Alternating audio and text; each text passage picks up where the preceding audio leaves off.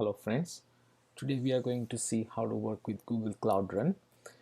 Before we jump and get our hands dirty with the service and see how it works, uh, let's spend a couple of minutes to see what exactly is Google Cloud Run. So Google Cloud Run is part of the serverless offerings on GCP, and what it does is it allows you to create applications which run on fully managed serverless platform. Those applications are containers. So you create a container from your application, and you can run it on Google Cloud. It Because it is a containerized environment, you can create. There is no limitation on which language or which programming language you can write your containers on. You can write your containers in C Sharp, Java, .NET, or Python, Go, whichever language you like, right? Whichever language you like, uh, and it is going to run that container. Uh, you can run them as a standalone web service or an API, or you can invoke those Cloud Run services in the response of an event.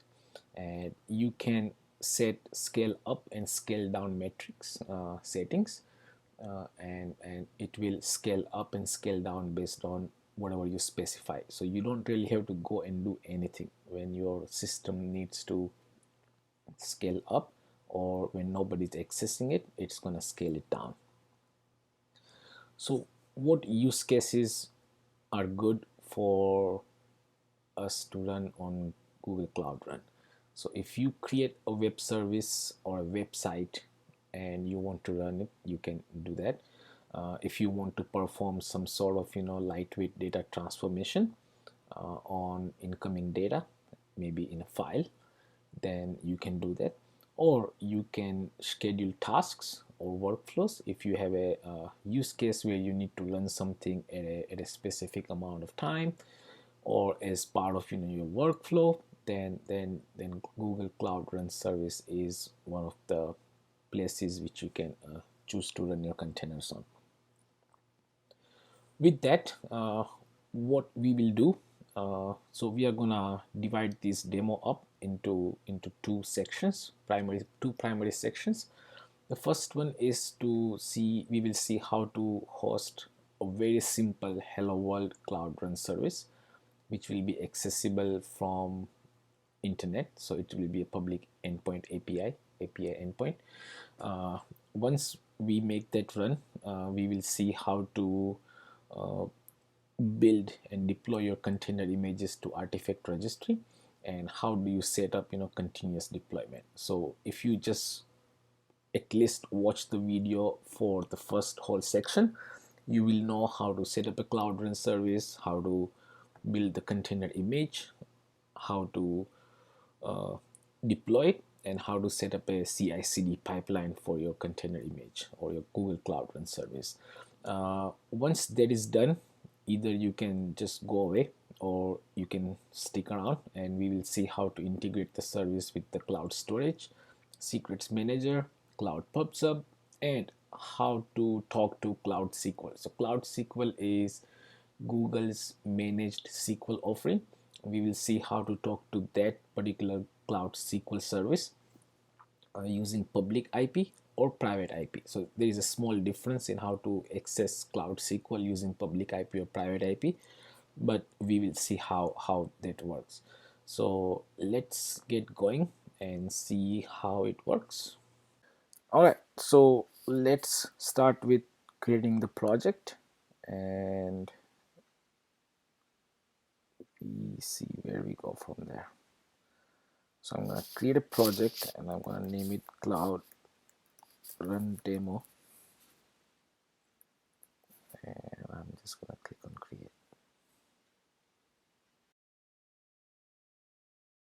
Select the project. Okay, so we have the project created, and we are ready to get this thing going. So let's do that. Okay, so the first demo that we are going to see is we are going to host a very simple Python Flask API, nothing more than that. That API will return hello world. That's it. And it's gonna respond to the get methods, which will be sent on the root. And this is the Docker file for that, which says the base image is Python 3.9 slim, environment Python buffer true. This will allow the log messages to immediately appear in the Cloud Run logs. We copy the requirements.txt file, which is right here. We install the required packages. We set the work directory and we copy the code over there. And this is our Docker ignore file, which says that don't copy the virtual environment that we have created, because we don't want to increase the size of our container. And then it says run this command,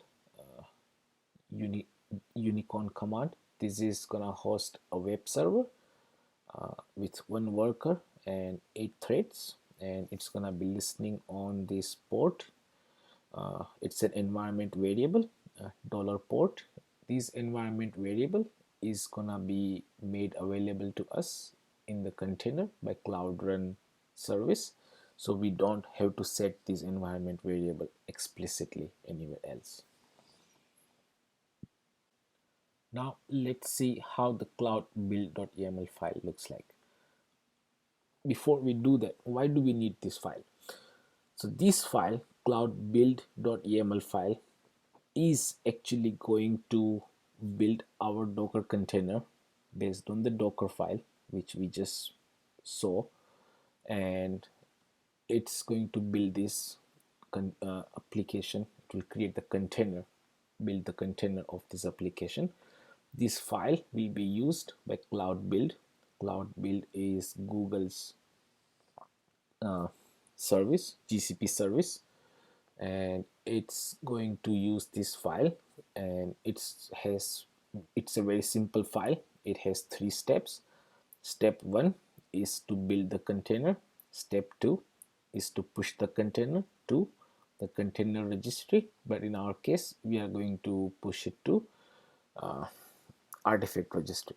And number 3, we deploy the container and we create Cloud Run service. It's the same file we will use in case if we make changes. And this is what the command looks like, which is going to create the Cloud Run service. So this command, it says gcloud beta run deploy service name, and then we say image. This is the image path in our cloud, in our container registry. We specify the region, we specify the platform which is managed, we specify the min instances. How many instances do we want to keep running even if nobody is accessing our Cloud Run service? In my case, I'm making it 0. In your case, you may want to keep it 2 or 3 depending on what kind of workload you have. 0 is good for me. Max instances, I'm gonna say maximum create 1 instance, even if there are there is a super load on my service. Don't go more than crazy and create 100 instances. I want to limit it to 1 instance because it's a demo. I'm good. In production, you may want to change it to 3, 5, 10 or whatever, however money you have to spend, you want to spend. And because it's an HTTP API, I want everybody to access it. I want anybody to just go and make a call. Not really doing anything in there. I'm just returning a JSON message called hello world, but you can return HTML, you can return any kind of CSS image if you need to. It's up to you what you want to return, but you can do whatever you want to do here. So with that, let's go to the cloud console, and let's set the whole thing up. Okay, so the first thing I want to do is I want to create source repositories, because I want to deploy everything from source repository, so I can set up cloud build and CI/CD and everything. So the first thing we want to do is we want to set up source repository. So we come here and we scroll down and we say source repositories. We open and click on get started. Click on registry, sorry, create a repository. Click on continue, and I'm going to name this as cloud run demo people, and I'm going to select the cloud run demo project, and I'm going to click on create. Now I have two options here. Either I can push code from the local git repo, or I can clone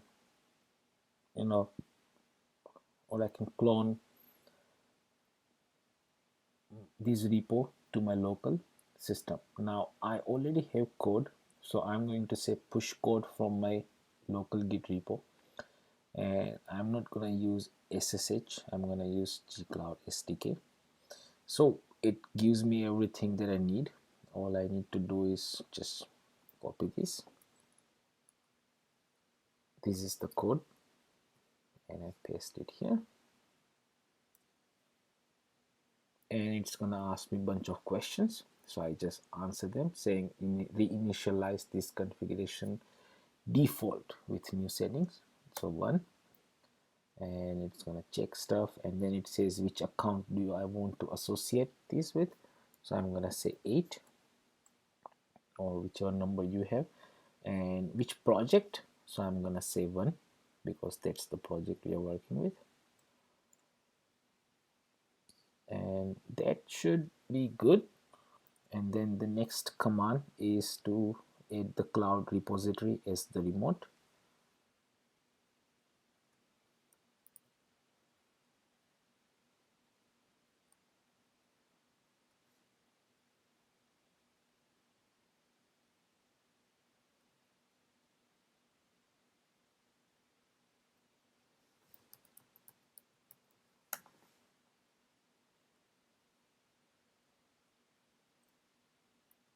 Okay, and now I just say git push, do git status, and I'm just gonna say git add dot,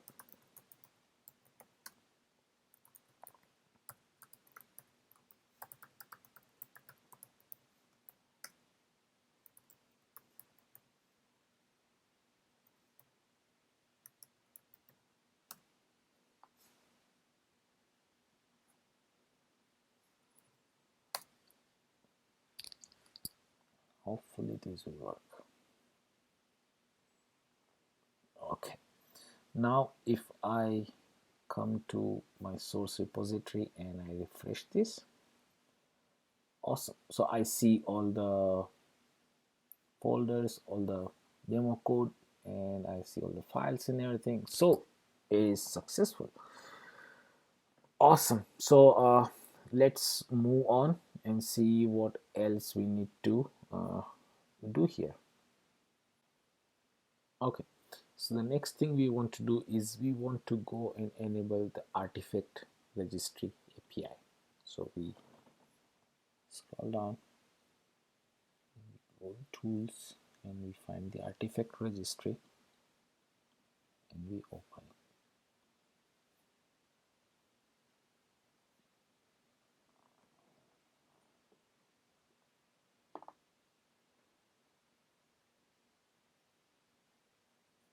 And we click on enable. Okay, now we create a repository, so we click on add, and we will name this my Docker images repo. Format is Docker. Region is good. Location type is region good. Region US East 1, and everything else looks good. So click on create. Okay, my Docker images repo is good. We have created it. Now we will go to our code and we will verify that everything that we need in build cloud build.yaml file is good. So let's see. Don't need to change here. Directory name is good. Our repo name is here, my Docker images repo, which is how we named our artifact registry, my Docker images repo. Cloud Run Demo 305204 is the project ID. So we are not hard coding the project ID. We are using environment variable called project underscore ID. This is gonna be provided to us by the cloud build, so we don't need to worry about that.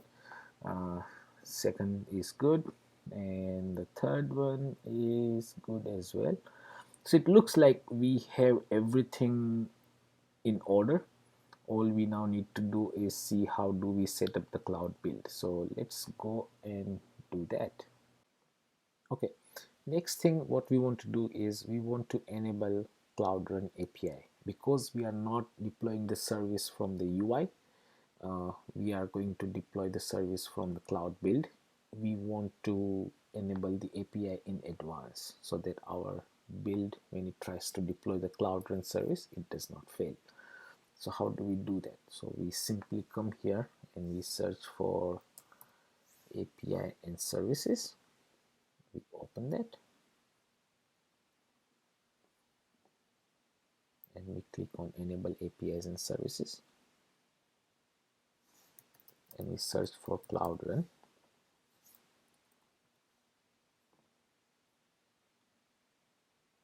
and we click on enable.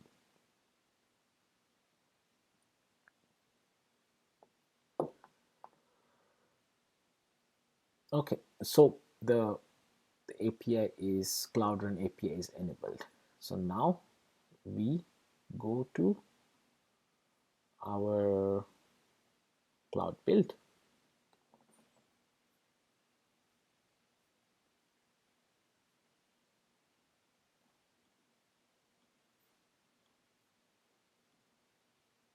The first thing we want to do here is go to settings, and we want to enable Cloud Run admin. This allows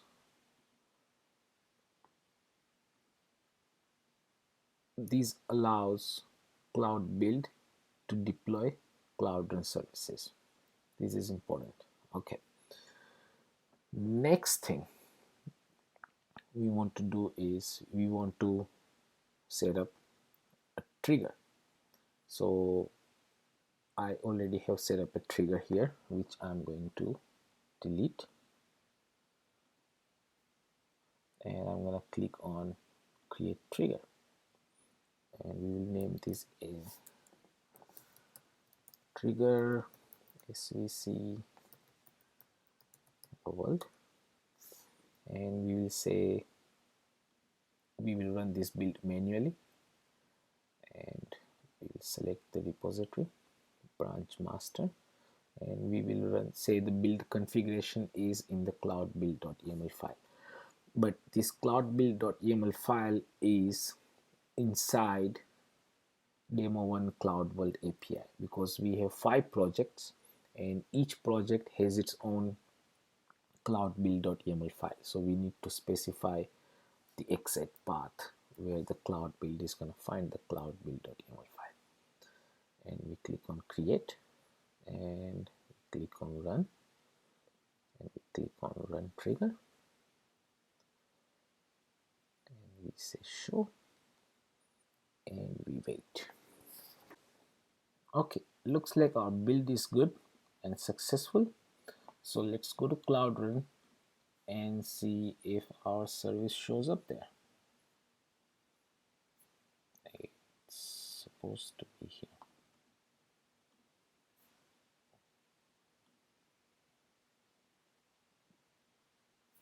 Okay, so looks like our service svc hello world is right here, and let's click on it, see what happens.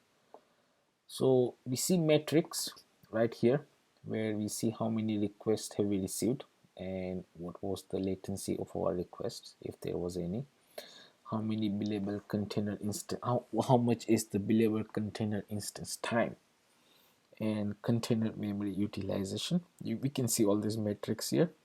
Revisions, what does this show? So if you update the service and you deploy it again, you will see a new revision here. So this revision is svc hello world 00001 god. When you deploy it again, it will become svc hello world 00002 something else, right? So that's how it will incrementally keep keep incrementing the version number at the end, and it will keep redeploying the revisions. Now this is important, right? Logs, this is very important. So when you host the service or you run the service, how do you know it's working fine, right? So that's where these logs comes into picture. This is where you can see what your application is printing, what your service is doing. If there are errors, log messages that you have written in your application, they all show up here.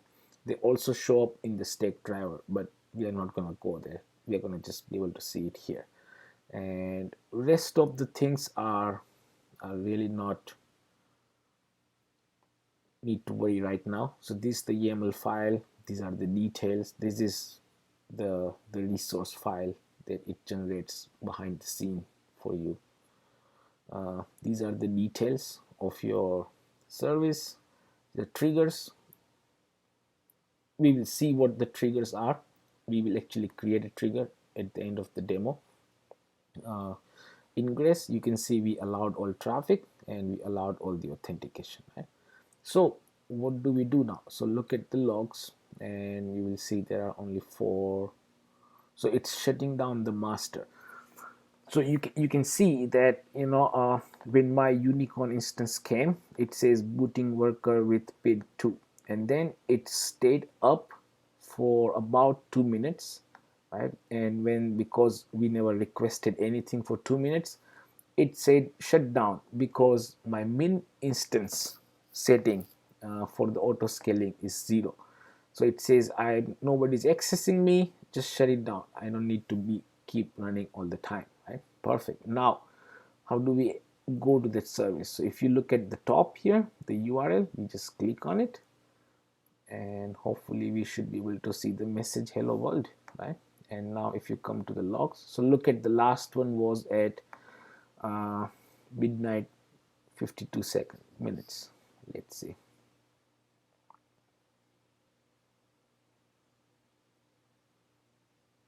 And you can see that we have, this was the last one. We made the request, it fired up the instance and it served us the web page.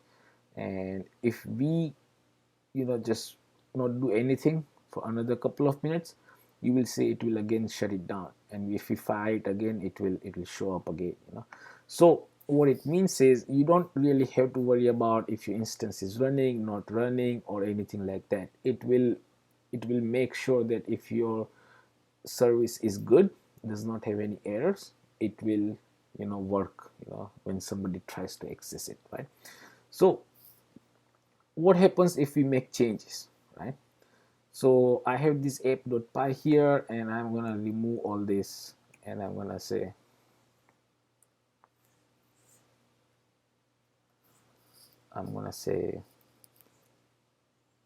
nothing, just hello world. Remove all the exclamation marks, right? And I will come here. Okay, so I pushed something, right? Now remember, our cloud build, we did not say that we want to start this build as soon as we check in the code. We said we will manually come and invoke the trigger. So we just come here to the triggers and we just say run. We run the trigger. Now if you had said saying that every time you push to the master branch, it should just run it and deploy it and everything, it would have done it. But in order to just slow down the process and understand what is happening here, I just didn't say that set that particular thing. So I'm gonna wait again while this is building. Okay, so my second build is good. I have done nothing, I just let it build. And now if I come to revisions and if I refresh this, you can see it by automatically it created revision 2 with text. And if you go to logs, you will probably see the same thing, you know, that you saw earlier. And it has shut down the worker. I don't really have to care, is it running, is it shut down? As long as there is no error, I'm good. And remember, we removed all the exclamation marks, so we just refresh this and hopefully we will not see any exclamation marks. We did not. So this is how you set up the CI/CD process and everything. Now here is another thing. This is not really a CI/CD, but here you will see on top it says set up continuous deployment, right? And if you click on the question mark, it says what is your cloud build trigger name. Now read it carefully. It says it looks like you are already deploying revisions using cloud build. You can link the cloud build trigger used to deploy this service by entering its name here, right? So we do that and let's see what it does, right?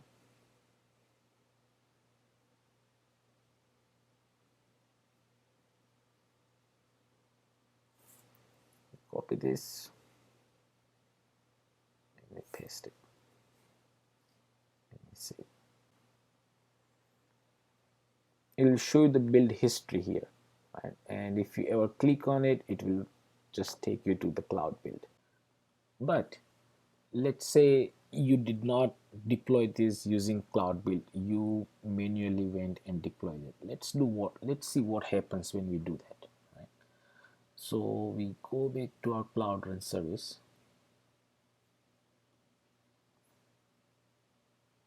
right? And we click on create service and we will say East 1 and service name will say SVC hello world manual, or maybe say from UI, right? I'm gonna say next and I'm gonna say select, and this is the container image, right? So you can see that I have 4 container images right now. This is the latest one, so I will just select that and let's just select. Or I can actually say, you know, continuously deploy new revisions from the source repository. So if I select that, it will let me set up with the cloud build. If I click that, it will say, you know, what is your source container, source control repository provider. I will say cloud source repositories, cloud run demo. Now it's gonna ask me where is my Docker file, right? So remember, when we deployed it using cloud build and when we set up the trigger, we specified cloud build.yaml file. When we set up the CI/CD for a cloud run service from the cloud run UI or service itself, it does not ask for the cloud run cloud build.yaml file. It builds it based on the Docker file. So the difference here is if you set it up from here or from the cloud run service itself, you lose that particular image, right? It does not go to container registry or anything, right? It probably pushes it to somewhere in the GCS bucket and keeps it there, but you lose that particular repository from a particular image from the container registry or anything. But if you set up CI/CD from the cloud build.yaml file, then you have complete control over where how you build the image, where the image goes. If you need to push it to multiple registries, you can do that. but from here you lose all that, all those flexibilities. So that is the only difference here. Now we are not going to go and do the whole thing, but just wanted to show you the difference of building it and deploying it from the cloud build versus setting up the CI/CD while creating the service, or after creating the service from the cloud run UI. So that's the main difference. So this is how we do a very simple cloud run hello world service with CI/CD. Next we will see a little more advanced stuff, like talking to secret manager or pub subtopic, or Google Cloud Storage, all those kind of SQL Server, private IP versus public IP. So let's do the second demo and see how that goes. Okay, in our second demo, what we are going to do is we are going to integrate our service with cloud storage. So we are going to upload a file to cloud storage and then download the same file and just return the content of that file in the response, right? So I mean, not really a real-time use case where you just upload the same file and you download the same file. You probably will never do that in the real world, but for the demo I think it's just okay, because you just want to see how to integrate your service, what kind of permissions do you need in order to download and upload the Google cloud storage files. So for that, keeping it very basic, I think it's okay. So what we are doing here is we have a bucket, cloud storage bucket called my awesome bucket 101, and we will upload a file called myfile.txt. The content of the file is the date and time of right now, and we will upload that file, and then we will download that file over here, and then we will return the content of that file in the response. So let's look at the Docker file. Docker file is exactly the same as it was for the previous project, so I'm not gonna go through that. Cloud build.yaml is different. There is one change in here. So let's look at everything from the beginning. So we build the image and we push the image to the registry, and then we deploy the image. Now when we are deploying the image, here is the difference, right? Service account. So we are specifying a service account here. So what this service account is going to do is it is going to have permissions to upload and download the files from cloud storage. Since we have hard coded the service account name here, we have kind of came up with our own naming convention, saying our service account will be SA, short for service account, and then the service name at projectid.im.gs gserviceaccount.com. So that's the service account name that we are gonna go with. So everything else remains the same. So let's go ahead and deploy this, and see how this works when we create a cloud run service from here. Let's do that. Okay, so the first thing we want to do is we want to create cloud storage bucket.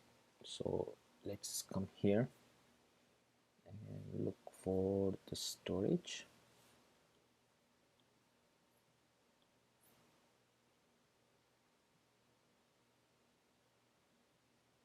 Okay, so we have no bucket here, so let's go and create one.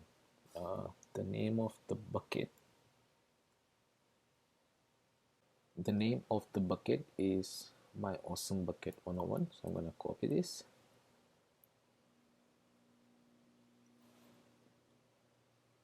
and I'm going to try to create it, and it says it's taken. So I'm going to change it from 101 to 102, and I'm going to change the location type to region, US East 1 is our preferred region. Default storage class standard is good. How you want to control the access to the objects, fine grained or uniform. I'll just leave it to fine grained. And how you want to handle the encryption keys. Google managed encryption keys are good for me, so I will just click on create. Okay, so we created the bucket, nothing else we have done, so I'm just gonna copy the bucket name. I'm gonna paste it here. Right now what we want to do is we want to go and create a service account, so let's go and do that. Okay, so I will come here and I will go to identity and access management and I will open. So before we create the service account, we need to create a role. We can use the existing roles, but those roles may have too much permission or too little permission. So what I prefer to do is, or specific role for the service, just enough permissions for the service to be successful in what it is trying to do. I don't like to give it more permissions than what it needs, just in case if something goes wrong. I don't want it to do some stuff that I'm not intending it to do. So I click on create role. I come to roles, I click on create role. You can name the role anything you want, so I'm just gonna name it role SVC cloud storage. I'll copy the role name and I will do the ID as is and GA. Now this service we are creating is going to talk to Google Cloud Storage, and it is going to upload the files and it is going to download the files. That is all it needs. It doesn't talk to any other Google Cloud service. So the permissions that we are gonna give are gonna allow the service to do just that, nothing more than that. So you click on add permissions and you say storage dot buckets dot get. Remember there are two permissions here called Firebase storage.buckets.get and just the storage.buckets.get. So make sure you select storage.buckets.get, not the Firebase storage. Okay, selected, click on add and we add another permission, storage.objects.get. So these two permissions will allow my service to download the object. I mean, it does say storage.buckets.get, but in order to successfully download the object, you need objects.get, and implicitly you also need to give buckets.get, otherwise it's gonna throw you an error saying you can't get to the object without going through the bucket first, logically, right? So that's what it is. Next we will say storage.objects.create. This will allow us to create the file, upload the file. Then we say storage.objects.delete. This will allow us to overwrite the file. Now this is delete. So technically when you overwrite a file with the same name, you are replacing the file. So it's technically delete and create. So we have given the create permissions, we just give the delete permission. So in case if we end up ever overwriting the file with the same name, we don't get error, right? So we have 4 permissions here, and that is all we need to let this service talk to the cloud storage. Google Cloud Storage Service. So let's click on create.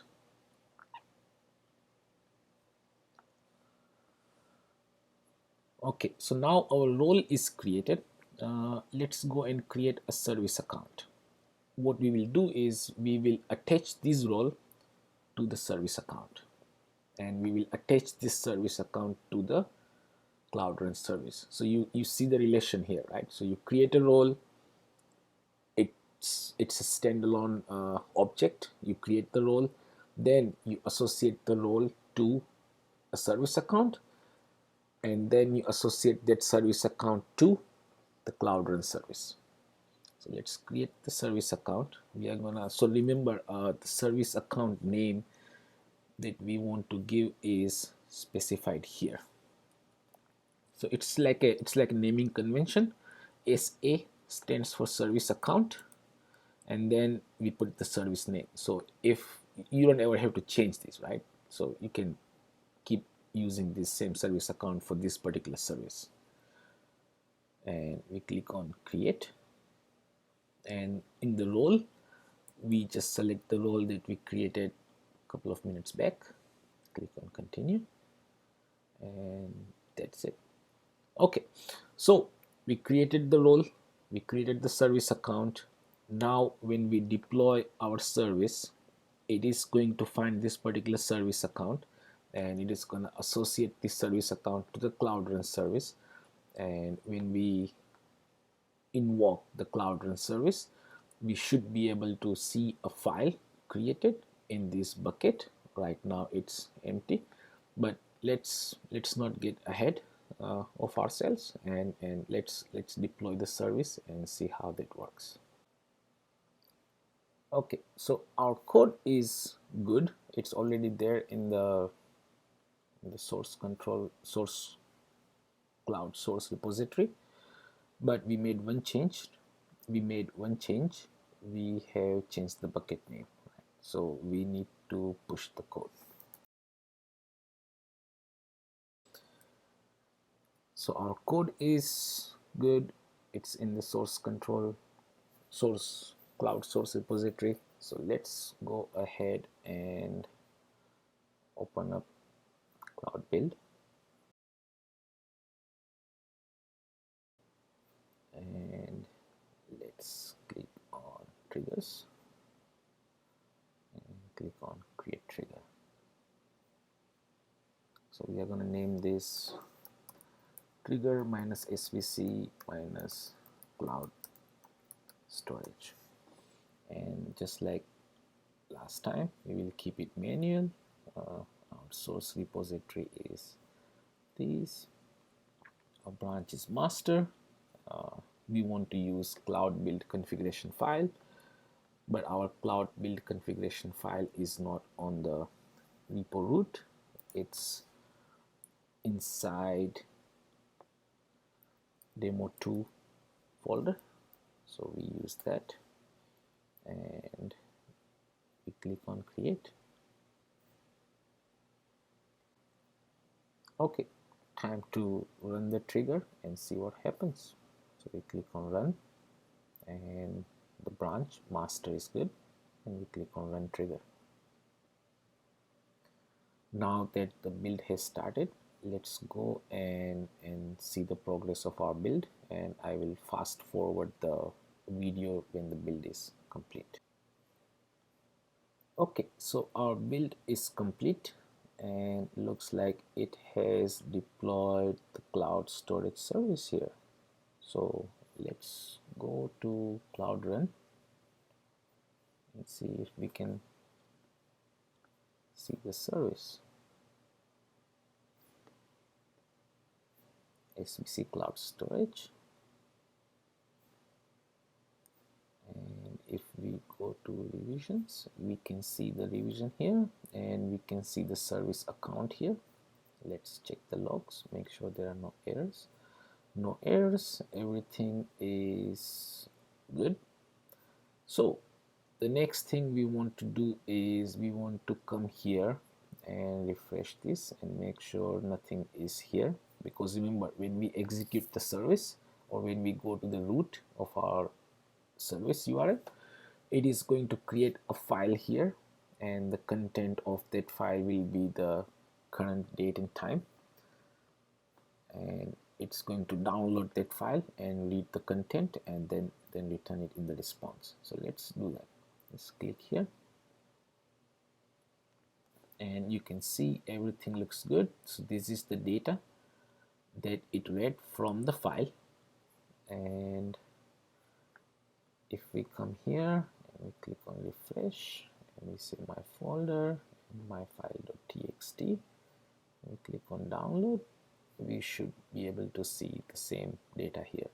So this is what it read from the file, and it returned it as part of the response. Nothing really, close to what you may do in the real world, but now you know how to upload the file from the service and how to download the file or a blob object from the service. So that was the main idea behind this demo was. Okay, let's see what next. Okay, so the next demo, we want to see how to integrate Cloud Run service with secrets manager, right? So let's look at the code here. So what we are doing here is, it's again a simple Python Flask application, and we are defining the secret name here, saying this is my secret name called my awesome secret from secret manager. Then we create the client, and then we create this helper method, which is going to get the project ID, the numeric project ID. So each project has two type of project IDs. So this is your project ID, as in normal project ID. This is your project number. It's also called numeric project ID. So you can get both these things from the metadata. You don't have to hard code this because you don't know which project number it's gonna get assigned to.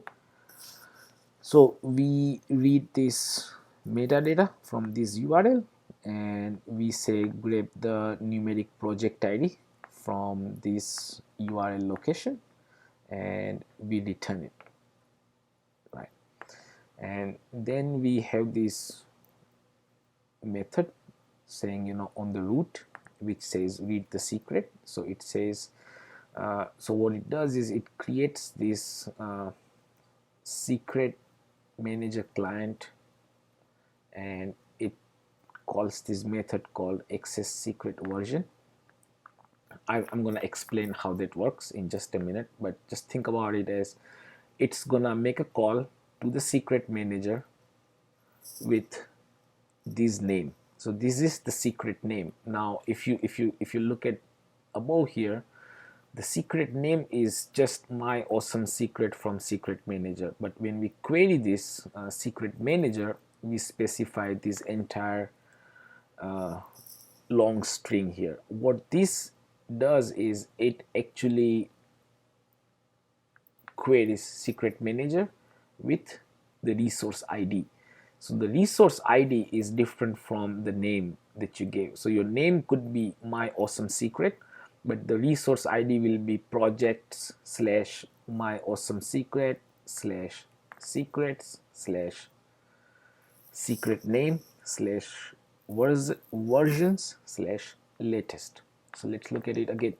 So the name is going to be projects slash my project number slash secrets slash secret name, which is my awesome secret from secrets manager, slash versions slash latest version. It says grab the latest version of this particular secret that I named, which belongs to this particular project. That's what it means. And then it makes the query, it finds the secret, and it decodes it to UTF-8, and it returns that in the response, right? I mean, you never want to return the secret in a response, but here we just want to show that it works, right? So that's why we are returning it in the response. Now let's spend a couple of minutes understanding how secret manager works and how secrets work, right? So let's go to secret manager. So before we do this, we have to create a secret, right? So let's do this. So let's copy this my awesome secret from secret manager. This is my key, the value I will define at the time when I create this secret. And then from here I go to secret manager. Apparently I can't find it, so I'll just type in here secret manager and I'll open it from here.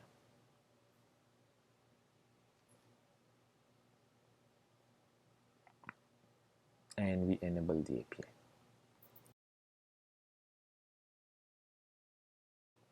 Okay, next what we want to do is we want to create a secret. This is the secret we will read from our code. So we name it my awesome secret from secret manager. We can either upload a file or we can put a value here. So I'm gonna put the value as my awesome secret value underscore 1. Why am I putting 1?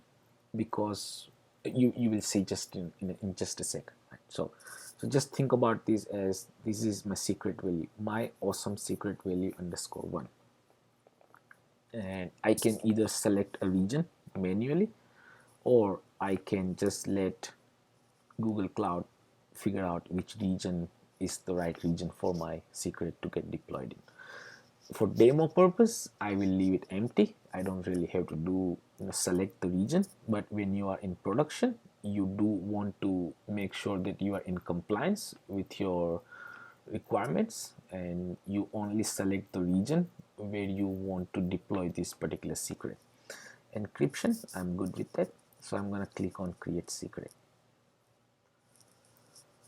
Now the secret is created. So if you go here, you will see that this is my secret key, my awesome secret from secret manager. I click on it and then it shows me I have versions here, right? So this is version 1, enabled, encryption, created on, and actions. Now you can see there are only 4 actions you get here: view secret value, disable, destroy. Destroy is delete the version, disable is disable the version, don't delete the version. View the secret value is it will tell you what the secret value is, and copy resource ID. So this is your resource ID, the whole thing. And when you want to access this particular secret, you specify this. You don't just specify my awesome secret from secret manager, then it's not going to find it. So when you want to access the, or when you want to retrieve the value from the version of this particular secret, you specify this resource ID. Now what is this version and why did we put 1 at the end? So if you click on view secret value, you can see this is 1, right? So you cannot update the value of the version, right? So I can't update this value from my awesome secret value 1 to my awesome secret value 2. At least I can't do that it for this version. I can, if I want to have a new value for this particular secret, I can come here and I say new version, and this is where I can come here and I say sorry, I'm gonna copy this. Then I click on new version and I say my awesome secret value underscore 2, right? And I can say disable all past versions, means it's gonna disable everything that is before this version. I don't want to do that, so I'm just gonna click on add new version. Now what happens is if you want to access the value of this secret, right, version 1, you have to specify explicitly saying you want to grab version 1. Where do you specify that? So if you look at the code here, and you can see how we are constructing this resource ID. So we are saying projects slash project ID slash secrets slash secret name slash versions slash latest. When you say latest, it will always pick up the latest version, the last version that you created. But if you want to pick up version 1, you just specify version 1 here, or 2 here, or 5 here. But if you are always trying to pick up the latest version, latest and greatest, and you don't want to restrict yourself at the version number level, then you can just specify latest here. So if you have 100 versions, it will pick up the 100th or the latest version of that particular secret. That is how secret manager works. So now that we know how secret manager works, and we have asked it to always pick the latest one when we are querying it, when we deploy this service, we should be able to see the version, we should be able to see the value called my awesome secret value 2. And once that is done, we will come back and we will change the code, and we will change this one to 1. And then you will see when we run this again, you will see that the version value it will pick up is 1. So for now, let's make this simple, right? So we are going to pick up the latest version all the time. So no change in the code, and my cloud build.yaml file is almost identical to the previous one, except that now that my service account name is changed to SA minus SVC minus secret manager. Secret manager is the service name I gave. Everything else remains the same. We build the container image, we push the container image, we deploy the container image, we will go and create the IAM role. We will only give the permissions that it needs. We will create a service account, we will attach the IAM role to the service account, and then we will create this service, and this service deployment will take care of associating the service account to the service. So let's look at the Docker file. It is almost identical as the previous version, so we are not going to go through that. So with that, let's make sure there is no code change. There is actually a small code change, so I just while giving you the overview, I just probably may have changed a couple of things here and there. Awesome. So with that, let's go ahead and set up a build, and we build it and we see how it works. Let's do that. Okay, so let's go to the console, and the first thing we want to do is we want to set up the IAM role and then IAM service account. So let's come here and search for IAM admin.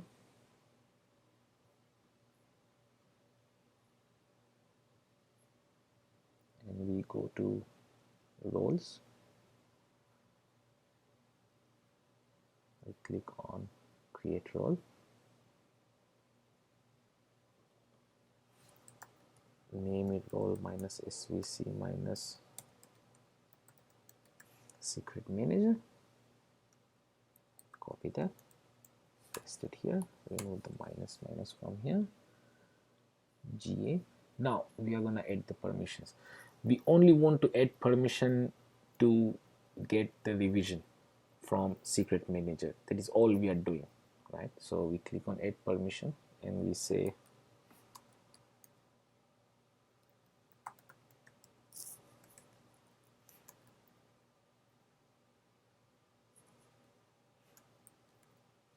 versions dot access, and we select that and we click on add and we click on create.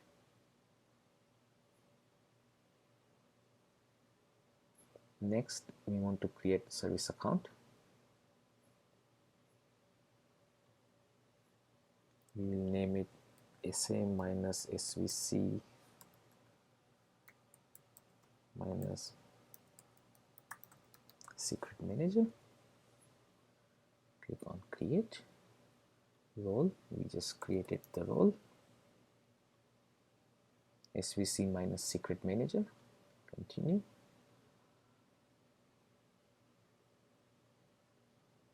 And we say done. Okay, Now we have the role, we have the service account.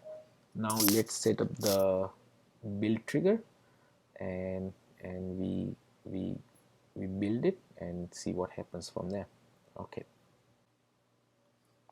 okay, just like the previous two triggers, we are gonna build more or less the similar trigger here. So we'll name it trigger minus svc minus secret manager. Manually we will run this. This is our repo, branch is master, and our cloud build.yml file is under demo 3.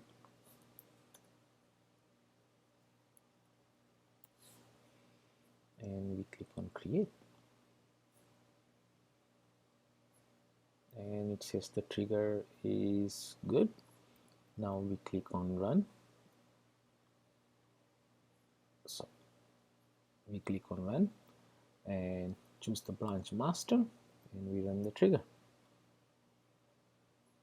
And I'm going to speed up the build process and start when the build is complete. Okay, so our build is complete and our service is created and it is right now running. So let's go to Cloud Run.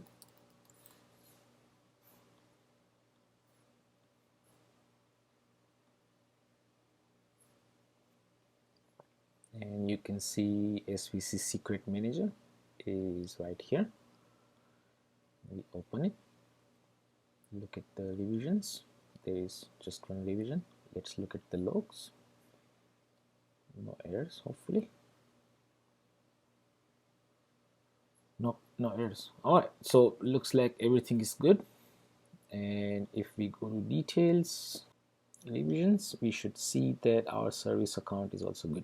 Okay, so hopefully when we go to the root URL, we should be able to see the secret value.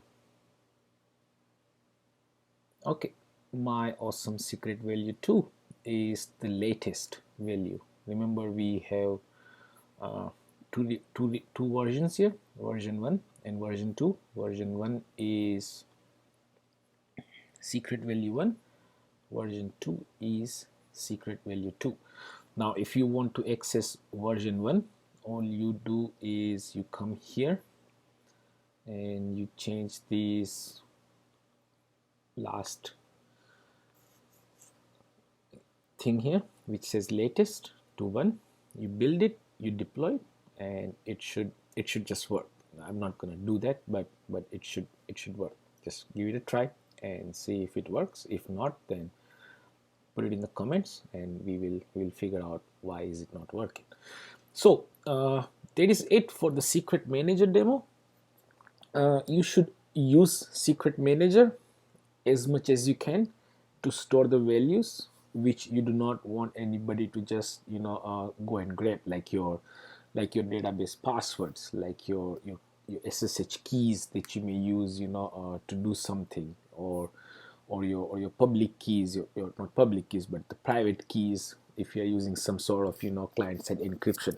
So anything that is a secret, it should be stored in the secret manager and you should read it when your application starts.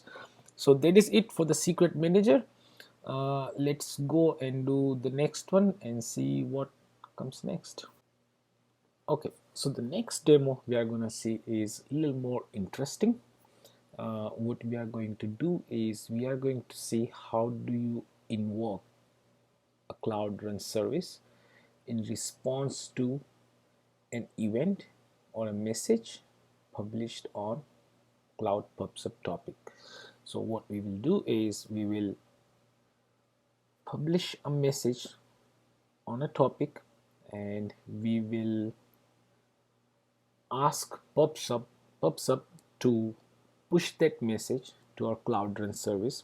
We will grab the message from the Cloud Run service and we will print the data from that service, or whatever data we pushed, we are going to print it in the response and see what happens. Maybe we will just see it in the logs, not in the response, right?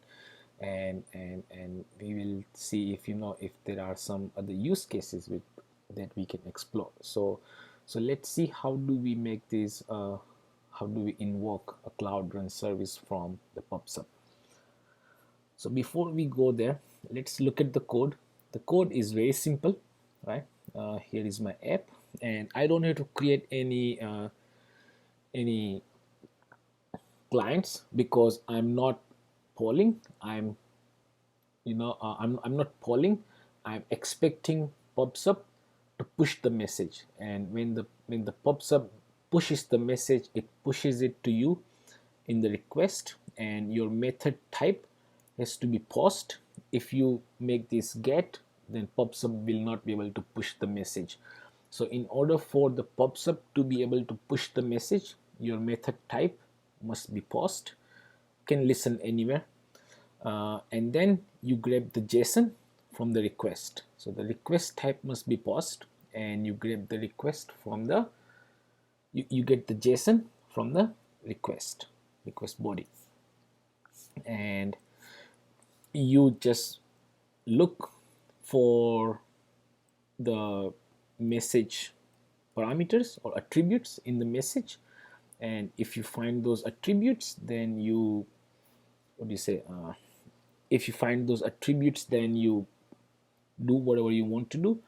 But typically when you publish the message, or when PubSub sends you the message, you want to grab it and you do whatever you want to do with it. So that's what the whole thing is gonna look like.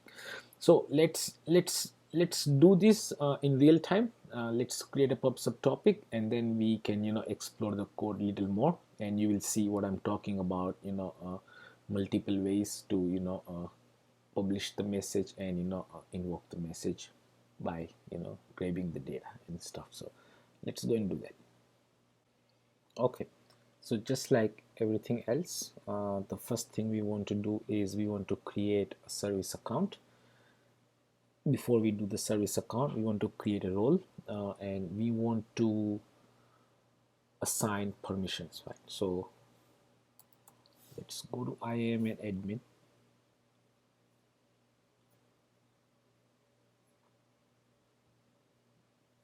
and we click on roles, and we click on create role,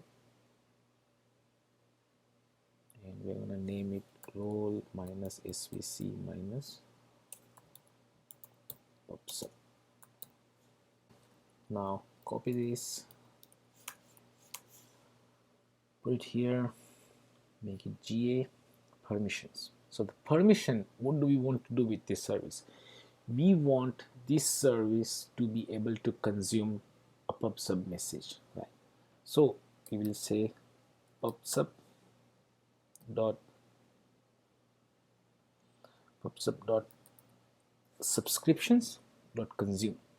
This service should be able to consume message which is pushed by PubSub. But basically we are saying is this service should be able to consume a subscription. That's what this means. Click on create,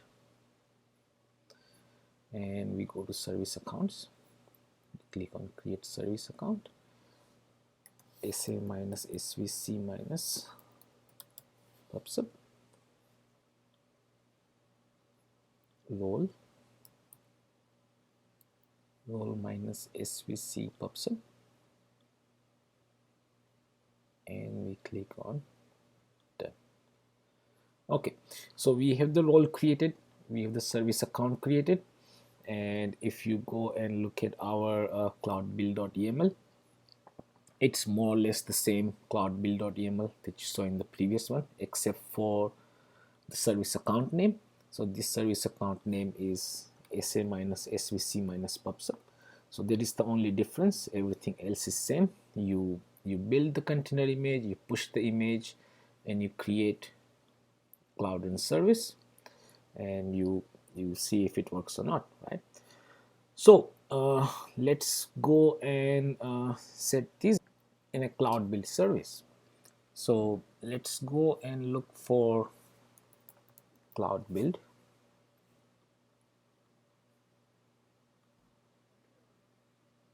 And click on triggers. We click on create trigger, name it trigger minus svc minus pubsub. Again, manual invocation. Select the repository. Branch master is good. Our cloud build.yaml file is actually in the demo 4.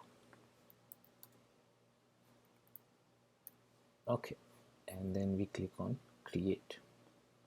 Okay, so the trigger is good. What I will do is I'm going to invoke the build, and I'm going to speed up the video, and I will see you when the build is complete. So I'm going to click on run.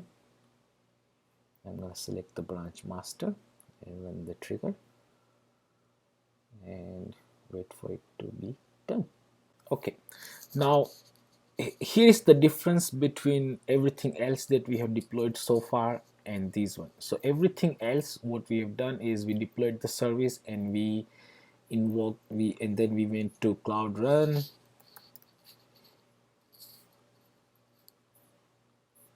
and then we clicked on the service. I mean, we are going to do all this here as well. SVC pops up, and what we did is, we clicked on this URL. Right now in here we don't have to do that. Why? Because we are not going to publish the message by going to that URL. PubSub is going to publish the message. PubSub is going to make request on this URL here, right? PubSub knows how to do that, and it will be a post, right? So all we have to do is keep an eye on the logs, because we are not making the request. We can't really see the response, right? But what we have done is we have said, print PubSub message. So we should be able to see the message in here, how whatever we published, right? So we are not gonna go here, because if we go there, if you click on it, you're gonna get an error because post is not allowed. I mean, get is not allowed, and browser is making a get request, and you should be able to see that error over here as well, saying, yeah, you messed up. You're not supposed to make a get method call here. It's supposed to be post method call, right? But that error happened, system recovered, all good, right? Now what we do is we go to cloud PubSub.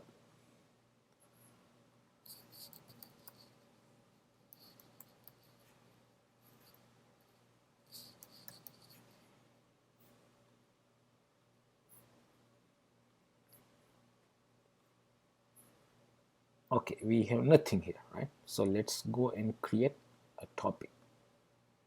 So we will say this is topic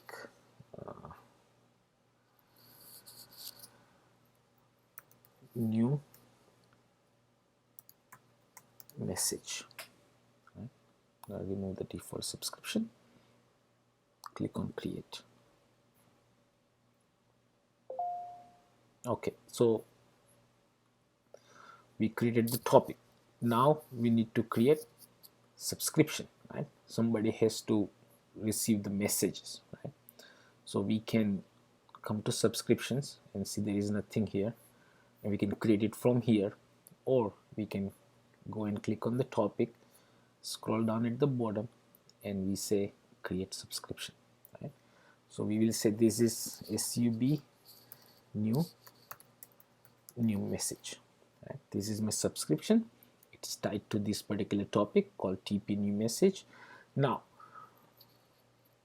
PubSub is going to push the message. We are not gonna poll the message. So the delivery type is supposed to be push. Pull is when you query this message, this you query this subscription every 2 minutes, every 1 minute, every second. That's polling, it's pull, right? So you are pulling it, right? But what we are doing here is push. So we are asking PubSub to push the message, right? And then it says, well, you want me to push the message, you have to tell me where do you want me to push it, right? And that's where we give this URL. So we click on here and we copy the URL and we click on and paste it here, saying this is where you push the message, right? Authentication, you can enable it. Just gonna leave it empty there. Message retention duration, I'm just gonna leave it as is. Retain acknowledged messages as is. 31 days. Acknowledgement deadline, so you can change it anywhere between 10 seconds and 600 seconds. I'm just gonna change it to 600 seconds in case if something happens and my message has to be processed again. I don't want to just keep getting bombarded with the messages, right? Order messages with the ordering key, we don't have any ordering requirement, but if we had, we would have just clicked here and it would have figured out, okay, now it has to order the messages, right? We don't. Dead lettering queue, so if the message is, if there is an error while processing the message, right now if there is an error, the message will go back to the queue and it will appear again. But we can enable the dead lettering queue and we can say that if the message has been delivered 5 times and if the message shows up again, then push it to a dead letter queue and you can choose a different topic and everything, but we don't want to do that right now. And retry policy immediately is good, so we click on create. Now the subscription has been created successfully, and now what we will do is we are going to push the message to this topic and we will come to the logs of our service here and we should be able to see that message. Okay, so let's push the message and see what happens. Right. So we come here and we say publish message, number of messages 1, interval 1 second, and here I'm gonna say I want it to publish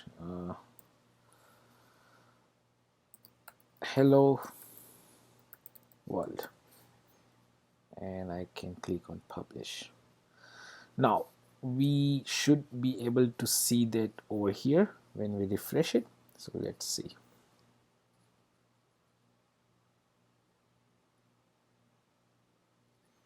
Message received, hello world. Okay, so we manually push the message and that message showed up, right?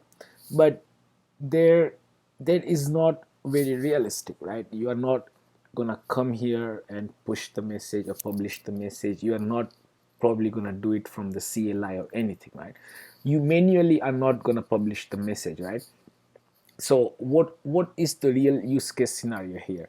It is something like when we remember previous examples, previous demo, we created a bucket and in that bucket we created a file. So the scenario probably you can think about it is when you receive a file in that particular bucket, you want to process that file, you want to download that file and you want to read the file content and you want to do something, right? So if that is the use case, you want to pull that use case off, what you do is you create a notification on that bucket and you push the message to this PubSub, and from there and then from here, from this PubSub, you can your message gets delivered to the Cloud Run service, and the Cloud Run service now can figure out like, okay, this message was published from this particular bucket because particular file arrived and I need to go and process that message. So if you want to pull that particular scenario off, it's up to you. It's kind of a homework for you if you want to do that. So try to do that if you want. You will learn a little more than what you learned in this demo. So that is for the PubSub. Now, okay, So the next we want to see how do we work with Cloud SQL. So Cloud SQL is, as you can think of it, is a SQL offering from GCP. You get managed SQL Server, MySQL, or PostgreSQL database instances, and you can work with them. So let's go through the code. This is very simple code, so there is nothing going on here. So these are four variables that we need in order to make the connection to SQL Server. We do need DB password, but we are not going to hard code the DB password here. We are going to grab the DB password from Secret Manager, because now we know how to talk to Secret Manager, right? So we have an instance name, we have DB host. This is the private IP. Remember, I said private IP of SQL Server or your DB instance. This is your user root, and this is your database, whatever you want to create. Password, we are not going to hard code the password here. We are going to grab the password from Secret Manager. So we know how to grab the password from Secret Manager, and here is the method that will go and do that. It's more or less the same method which we saw in the previous example, which goes and retrieves the secret from Secret Manager, right? Next, we will connect to SQL Server. So there are two ways you can connect to SQL Server. You can either connect over public IP, or you can either connect over private IP. So if you want to connect over public IP, you need to create you have to create a you have to go to this particular directory where the Cloud Run service will create a socket file for you, and you get this Unix socket file and you connect it. So this is the way you can connect it. That file is created in this directory called Cloud SQL slash SQL connection name. Cloud SQL connection name. So Cloud SQL connection name, the way it gets created is, it has a project ID. Remember, this project ID is not the project number, but the project ID, which will be like cloud minus run minus 12345 or something. And then region. This region is the SQL instance region, not the Cloud Run service region. This is a SQL instance region, and then the DB instance name, right? So you will see how to grab it. You will see how to figure out what format it is and everything when we actually create the service. For now, just think about it this way, that this is the method which is going to create this Unix socket connection. Next method is get connection. This is the method which will return the connection over private IP. So if you are connecting to SQL over private IP, this is the connection that will be used. Insert database into public IP, insert into database or public IP. This is a method which we will call from an endpoint, which will be more or less called the same thing, but the data is hard coded. I mean, it's not gonna randomly generate anything except the item ID and units, and it's gonna add this thing called public IP at the end in one of the columns, so we know that this is the method which inserted the data. And then we have another method which is insert into DB over private IP. More or less the same method, except that inserted over, it says private IP. And then we have two endpoints here, one called connect over public IP, which calls insert into DB over public IP, and we already know what that method does. It inserts the data over public IP because it gets the connection using Unix socket. And then we have another endpoint called connect over private IP, which gets the connection using host name, host IP address, right? So if you look at this method get connection, you will see it puts the host is the DB host, and instead of host here you can see this is my Unix socket directory name. it puts the Unix socket directory name. So this is what this method does.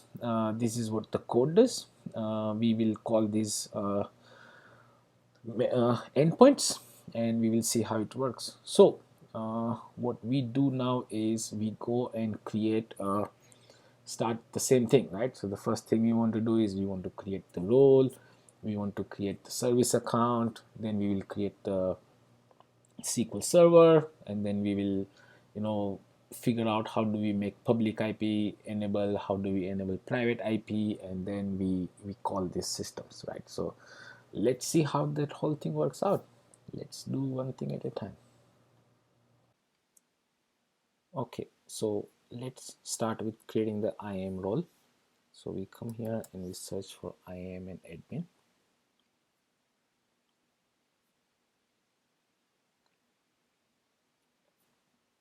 We go to roles and we click on create role, and we name it role minus svc minus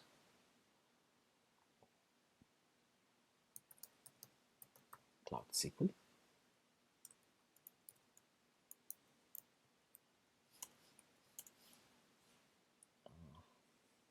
GA permissions. So we need to add quite a few permissions. So we know that our secrets, our DB password is in secret manager. So we need secret manager dot versions dot access. We definitely need that.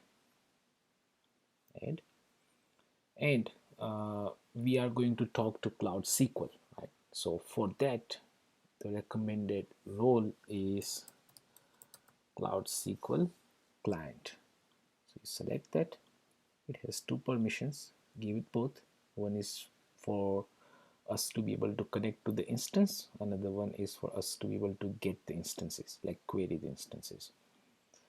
We do both and we click on create.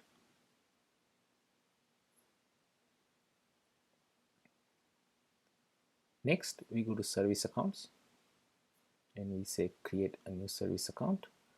This will be SA minus SVC minus Cloud SQL. Create. The role is going to be SVC Cloud SQL, and we create. We say done. Okay, so we have the service account, we have the role created. Next thing we want to do is we want to go and create a SQL Server instance. But before we do that, there is one more API we need to enable, and that is, what we do is we go to API and services.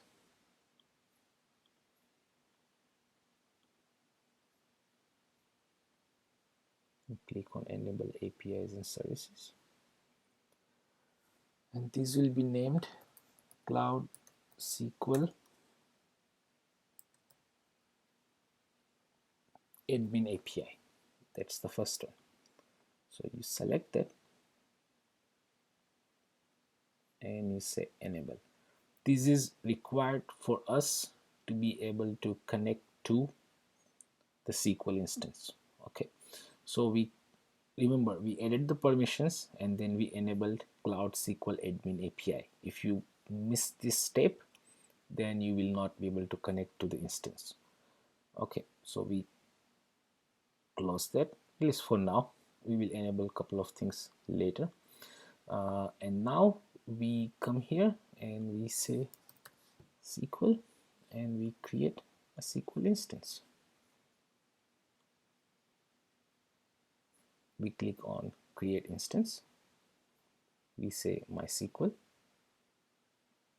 and we wait for it to enable the APIs. Okay, so the API is enabled and I'm ready to create my SQL instance. The first thing we want to do is we want to put instance ID here. Now the instance ID, we have instance ID here that we want to create for my awesome SQL DB, my awesome DB instance. We click on generate password. Make sure you do not select no password. Don't do that. Even for demo, don't do that. That's not good. You click on this show I thingy, and it will show you the plain text password. We need to take this password and we need to put this password in our secret manager. So we go to secret manager,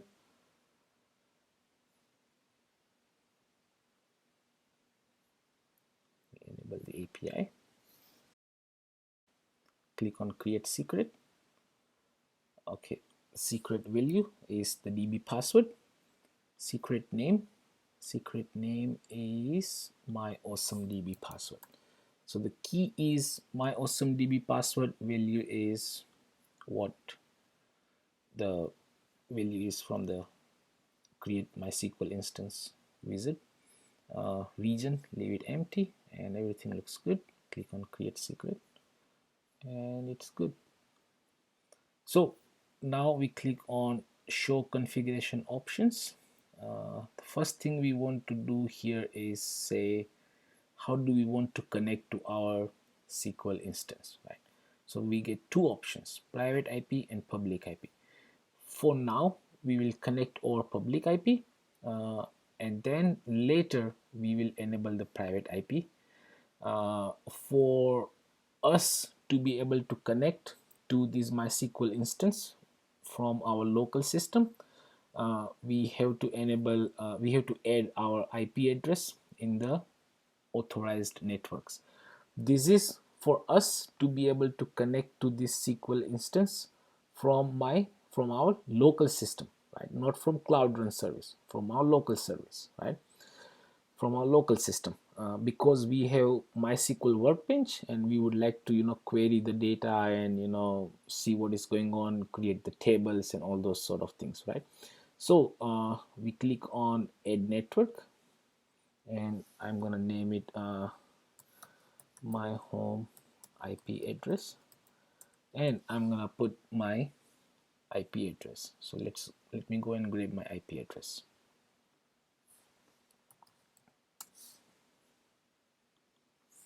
So this is my public IP. I just type in what is my IP in Google and it gives me the IP address. And I put it in here and I say /32, means just me. Only this system should be able to connect to this EV. Next, we choose machine type. So for this machine type, we want to choose the minimum setting here, right? We don't want anything fancy here.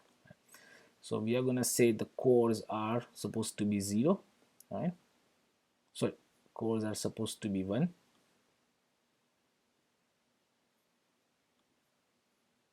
And 1 shared vCPU and 0.6 gig RAM.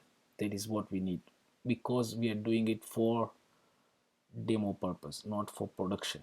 All right, remember that in production you do not want that. You want normal system for production. You do not want shared CPU. Memory 0.6 is good. Everything else is good.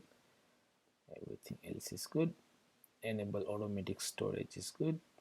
Increase is good. Next thing, we want to come here in the backup and recovery. We want to remove automated backups. It's a demo system, we don't want that. We are going to leave the availability as is, because we do not want to create high availability instance. For production you may want to do that, for demo you do not. Flags, leave them as is. Maintenance, we will let Google do the maintenance on our system whenever they want, and no labels. So this looks good. Let's click on create. Before that, let's make sure that you have public IP selected and you have added your home IP address in the authorized networks with /32 at the end. and I'm gonna click on create. Now this is gonna take a while, so I'm gonna pause the video and come back when it's done. Okay, so the database is created, but I made a small mistake. I did not change the region. So instead of selecting US East 1 as the region, I left US Central 1 as the region where it should create the instance. No big deal. We don't have to worry about it. All we need to do is we need to come here in the code and in the cloud build.yaml file. You see here where it says add SQL instances. This is where we need to change this US East 1 to US Central 1, and then the instance name. Instance name is good. So this is our cloud SQL, this is our cloud build file. This build file is going to add the connection to our cloud run service, and it is going to add this SQL instance as a connection as well. Everything else looks good, so let's go ahead and check in the code. Also, we have US East 1 hard coded in here, so we have to change this one as well to US Central 1. So this is our get connection Unix socket method, where we are defining this connection name here. So that's where, remember, I told you we made a mistake of creating this in US Central 1 instead of US East 1, but it's good that we don't, this is public IP address. We really don't need public IP address. We do have DB host IP address in here, but this is supposed to be the private IP address, not the public IP address, because when you are connecting over public IP address, this is our method called insert DB over public IP, and this uses Unix socket. It does not use the IP address, remember that. So we don't have to worry about public IP. If it ever changes, we are good. If it doesn't change, we are still good. I mean, if it changes, we may have to change the MySQL workbench connection, but that is it, right? So let's go ahead and create to this DB instance from MySQL workbench, and let's create the tables and everything. Okay, so I will copy the public IP address, and I will come here and I will edit the existing connection that I have. This is my host name, is my IP address, port number is 3306, user is root, password is supposed to be this one,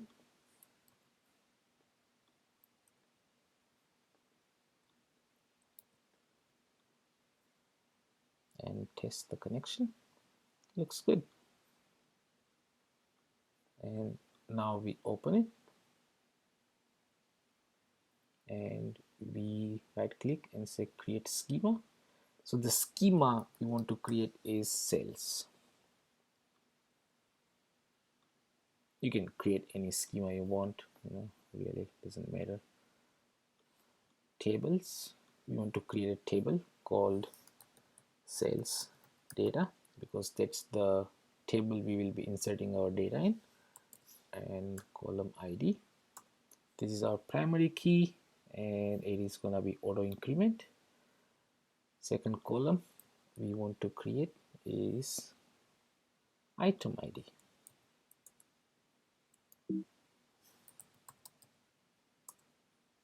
and it's integer. Next column is units, integer. Next column is inserted on.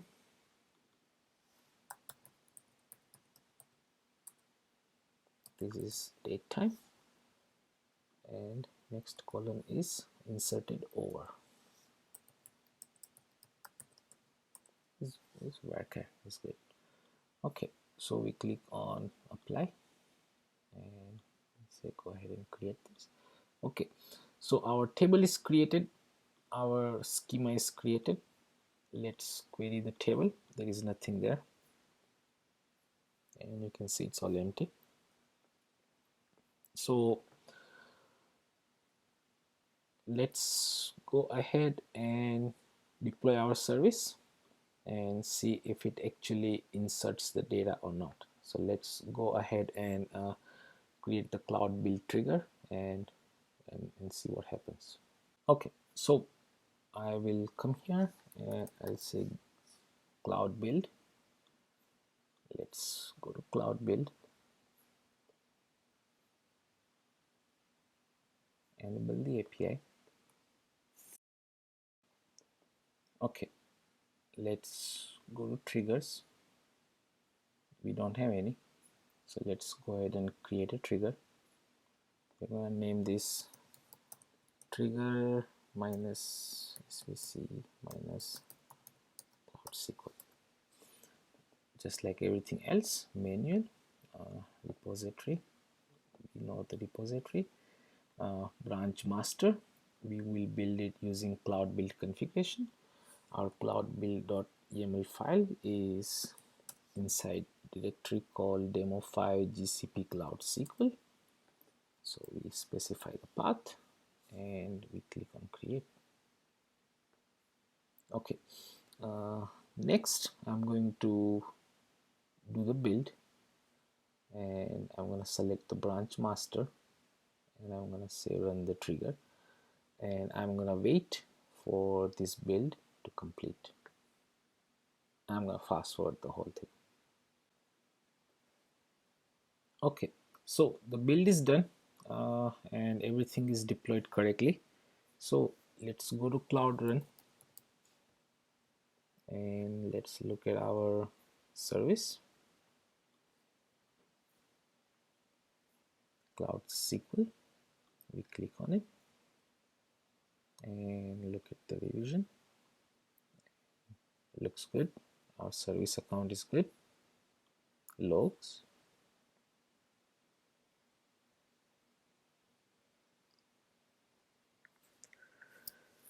no errors, everything looks good actually. So let's go to our endpoints. So if you click here, there is no endpoint at the root, so it's going to give you an error saying there is no method. But our endpoint is, so remember we are just trying to insert right now over public IP, right? So we connect over public IP is our endpoint, and we just slash connect over public IP. If this, and it says inserted over public IP is the response, and if we go to logs, we should not see any error. Everything should be good and we don't see any errors. And if we go to MySQL workbench and we say query, and it says I have 5 records inserted over public IP. Okay, so then that shows that we were successfully able to connect to the instance over public IP. One thing I would like to draw your attention is the connections here.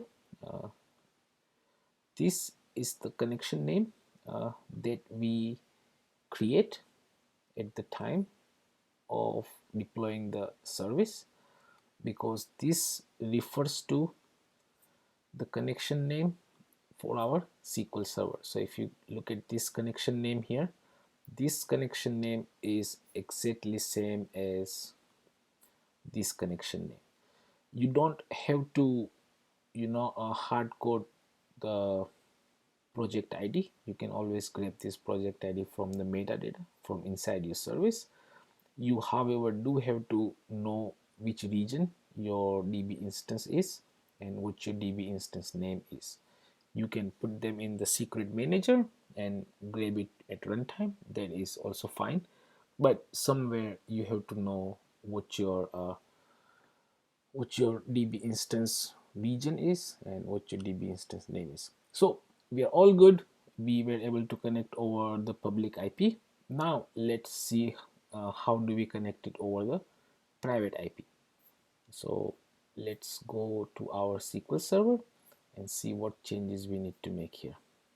Okay, so in order to connect to private IP, we come to connections and you see this checkbox here we select it, and it says which network, and we set the default network, and it says for private connection requirement, to be able to connect over the private service connection, your default network requires a private service connection. This connection enables your service to communicate exclusively by using internal IP address, and it says setup connection.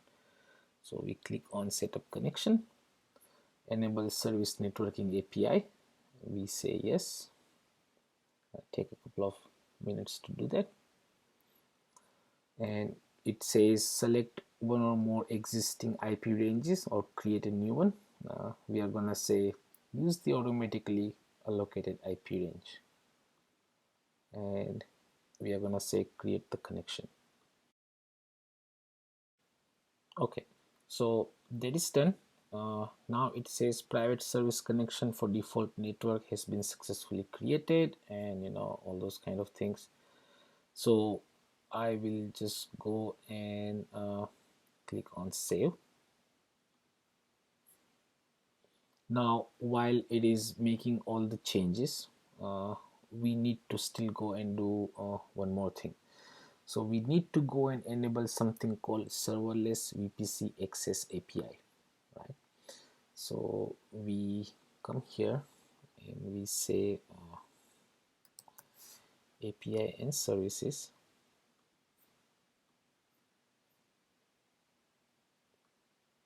and we say enable APIs and services, and we say serverless VPC access API, and we click on enable. Okay, so that is done. Now the SQL Server is restarting, it is making all the changes, but if I go here I may see the private IP address. Okay, well, not yet, but that's okay. What we need to do now is we need to create serverless VPC access endpoint. So we come here and we say VPC network or serverless VPC access. We just click here and it will take us directly here, and we say create connect, and I'm gonna say my serverless US East 1 connector, US East 1 network default subnetwork custom IP range. I'm gonna say 10.8.0.0/28, and I'm gonna leave scaling settings as is, and I'm gonna click on create.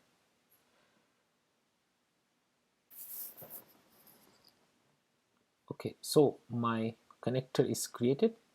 Now I'm going to go to my Cloud Run service, Cloud Run SVC Cloud SQL service, and I am going to click on edit and deploy new revision. I'm going to leave everything as is. I will come to connections, and here you see I can add SQL connections here. So if I want to add a new SQL connection where I can connect over public IP, I can click on add connection and I can choose a connection. Now I have already added this, using the CLI when we deployed it, so I don't want to do that again. But that is how you can do it from the UI. And if you want to do for the private IP, you click on the VPC connector and you click on my serverless US East 1 CN. So this is the connector we just created over here in the VPC serverless VPC access, and we connected that connector. Make sure your region is US East 1, and if everything goes good, we can say route only requests to private IPs through this VPC connector, or route all traffic through VPC connector. We will just leave it for the private IP, and we click on deploy. Now This may or may not work, but I don't know. So let's see.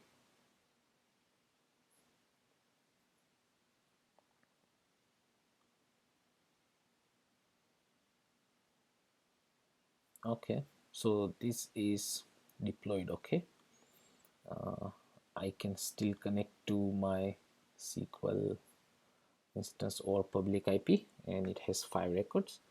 Now if I go over here and copy that and paste it, and I say instead of public, say private IP, let's see what it does.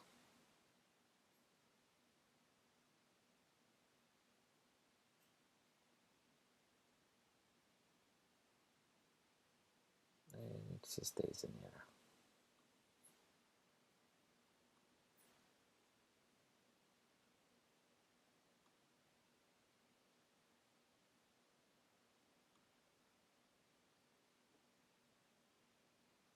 Oh, because we haven't updated the private IP address in the code. Okay, okay, I see the problem here. So we go to overview, we take the private IP address and we update this private IP address in the code and we paste it here and we push it. Now we will have to do the build again. So let's go and do the build.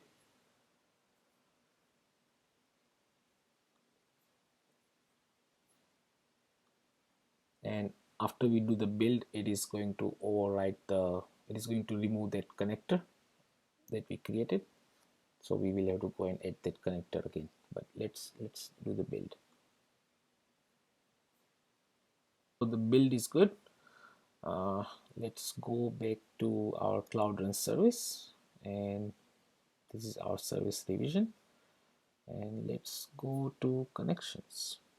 And oh, the connector is here. It did not get rid of the connector, so we are good there, right? We don't have to actually change anything. What it means is if we refresh these connect over private IP, we should be able to connect over private IP, and we actually did connect over private IP. So now if we come here and we refresh this, and we should see 10, 5 on public IP, 5 on private IP, and if we refresh it one more time, we should see 5 more or private IP. Okay, so it's all working, it's all good. You saw a ton of stuff in here, and let's see what next you can do with all this. What can you do with all this, right? So let's see what happens.